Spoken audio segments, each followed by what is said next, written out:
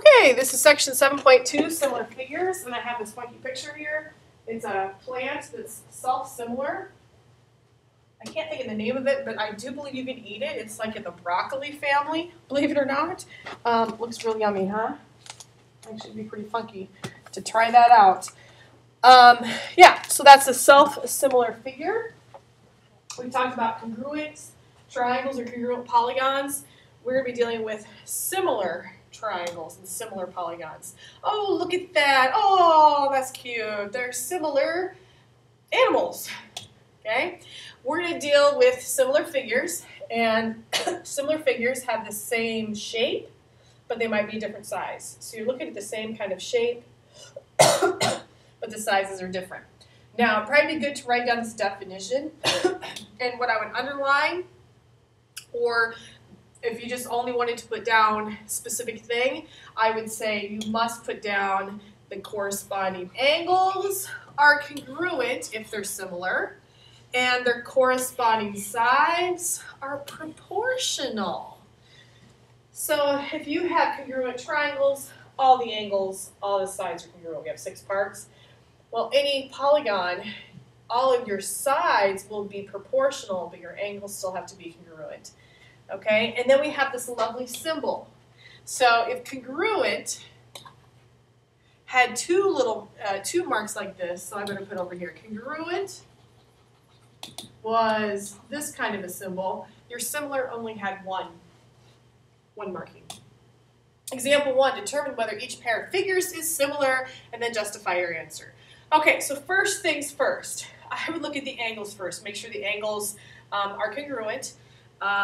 So if this is 50 degrees, there's 180 degrees in a triangle. I've already used up 50 of them.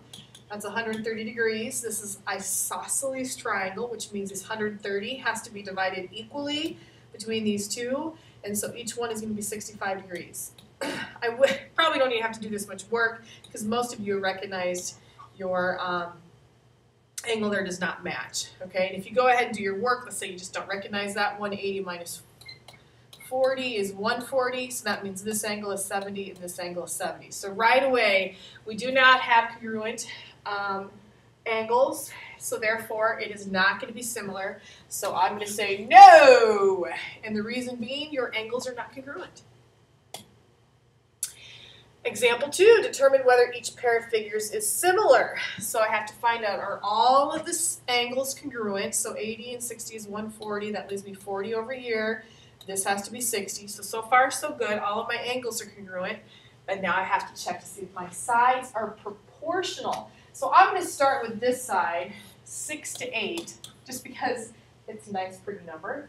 And I'm going to compare and see if 5.25, oops, I'm supposed to be a 5, pretend 5.25 is to 7. So how do I check to see if that's proportional? I cross multiply. 6 times 7 is 42. 8 times 5.25. What is that? 8 times 5.25 ends up being 42. That's how I know. 42 is equal to 42. So this side is proportional. So this side is proportional to this side. Side BC is proportional to ST. And I know you're thinking, oh, the other side's got to be. You've got to check. So we're going to pick that 6 to 8 again, just because it's nice and pretty numbers to work with. And now I have to compare 3.9 to 5.2 and see if I cross multiply if it's proportional. So I'm going to take 6 times the 5.2 and 8 times the 3.9. See that calculator again? 8 times 3.9 ends up being 31.2. Come back. Times 5.2. We don't check completely. Oh, 31.2. You're like, Mrs. Talley, I told you so. Well, you need to check every time, otherwise they're going to sneak that in there, and then you're going to find out that it's not proportional. So we have 3 proportional sides. We have 3 angles that are congruent. So yes, the triangles here are proportional. I mean, not proportional. I want to say similar. And justify, I basically just said all the sides are congruent, all the angles are congruent and all the sides are proportional. proportional. That's all you have to do to justify that. All right, I'm going to have you work through example 3. You're on your own on that one using the same information from example 1 and example 2. Actually, I am not going to make you, if you need another example, you go ahead and copy on example 4. I am going to pass over it. So if you want me to go through example 4 in class, I will. I think that there's enough with those 2 examples there. All right, example 5, architecture. An architect prepared a 12-inch model of a skyscraper to look like a real 1,100-foot building. What is the scale factor of the model compared to the real building?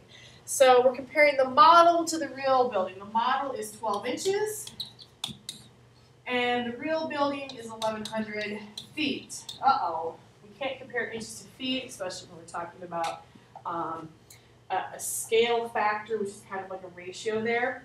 So I'm going to convert, which one's easier, inches to feet or feet to inches?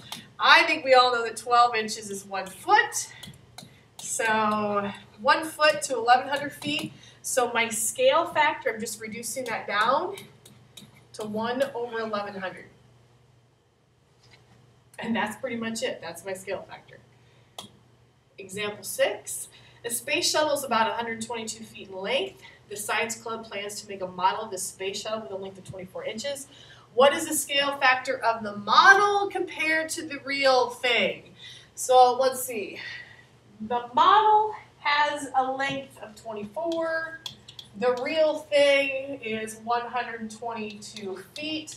I should make 24 the inches. All right. So now I can't write 24 to 122. That's not going to work because one's in inches and one's in feet. So I convert. And I can pick, but I think we're all going to be much safer if we pick 24 inches is the same as 2 feet, and compare that to 122 feet. All right, if you have trouble converting inches to feet, that's kind of one of those come in the morning or stay after school with me and we'll work out that, but I'm not going to go through that in front of the entire lesson. Okay, so 2 over 122 is 1 over 61, and I'm just going to leave my answer like that. All right, we've already talked about congruency statements in a previous chapter when we talked about congruent triangles. Now, you're going to have to do something very similar. It's called a similarity statement. And the only difference is once you've determined that your figures are similar, all angles are congruent, all sides proportional, then you will write out a statement that says something like triangle ABC is similar to triangle DEF. And it doesn't have to be a triangle. It could be any polygons. You might have like quadrilateral ABCD is similar to quadrilateral EFGH. Okay, so don't limit yourselves to think we're only working in the world of triangles. It could be any polygon. Example 7. Speaking of polygons, look at these pentagons. The 2 polygons are similar, so they're flat out saying right from the get-go, hey, you guys, these are similar, which means all the angles are congruent, which they've actually marked it in there, kind of to show us the nice visual. And then all the sides are going to be proportional. But we need to find x, y, and u, v, the distance from u to v. So in order to find x, I'm going to compare this side to this side, and I need another side that's going to be that gives me some nice numbers, and I can't help but to think I'm going to use 4 and 6. So I set up 4, of course we know, corresponds to 6, and I need to figure out x. So the 3 on the small figure corresponds with the x, and I cross multiply. 4x equals 18. I divide both sides by 4. That gives me 4, 16, 4.5. All right, so my value of x should be 4.5. Now I also have to find my value of y. Okay, so I'm going to use 4 to 6 again, just because they're nice and pretty numbers to work with. So 4 over 6, and then I'm going to say, hey, y plus 1 over 8. I cannot put 8 over y plus 1 because 4 is on the small figure and 6 is on the large, so I have to go small figure to large figure. Cross multiply, and remember the bat and ball does not work. If you have no idea what the bat and ball is, that's fine. Perfect. All right, and I'm going to take 6 times the entire quantity of y plus 1. So it's equal to 32 is equal to 6y plus 6, because I distribute. Subtract 6 from both sides. 26 is equal to 6y. Divide both sides by 6. So now y is equal to 4 and 2/6, or I can put 1/3, which is what I'm going to go for here. So the y value is 4 and 1/3. Right there. And then I still have to answer the question, uv. What is the distance from u to v? Well, what's 4 and 1/3 plus 1? 5 and 1/3. That's all I need to do with that. I would ask if there's any questions, but you can't ask me that. But you know what you can do? You can write your question in the margin and then ask me in class. Yeah, perfect. Example 8, the two polygons are similar. So they're already telling me all the angles are congruent, all the sides are proportional. Find the scale factor. So this is a different kind of question. Find the scale factor of the two polygons. All right, well, I'm going to go back to my 4 to 6. Okay, basically, if I have something that's 4 on one side, then it's going to correspond to a 6 on the other side. I'm just going to reduce that fraction. And we're going to call it a scale factor of 2 to 3. Yep, that's all there is to that. Oh, yeah, I'm being a klutz up here. I did not put an example number up here, so if you want to write it up there, it's example number 9. All right, the scale on the map of the city is 1/4 inch equals 2 miles. On the map, the width of the city at its widest point is 3 3/4 inches. The city hosts a bicycle race across town at its widest point.